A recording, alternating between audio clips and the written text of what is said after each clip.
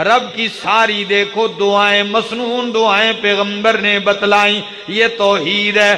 درد کی دعا ہے، اللہ کے پاک پیغمبر صلی اللہ علیہ وسلم نے فرمایا جو بندہ جسم کے کسی حصے میں درد ہو، کبھی سر میں، گھٹنے میں ہوتا ہے، آپ کو بھی صحیح حدیث بخاری اور مسلم کی سنا دیتا ہوں، اپنا وظیفہ بنا لو۔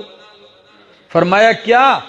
جب کسی جگہ درد اور تکلیف ہو، ہاتھ رکھ لو اس جگہ پہ اور کہہ دو 3 دفعہ بسم اللہ بسم اللہ بسم اللہ، 3 دفعہ بسم اللہ کہہ دو اور 7 مرتبہ یہ کہو اعوذ بعزت اللہ وقدرتہ من شر ما اجد واحاذر۔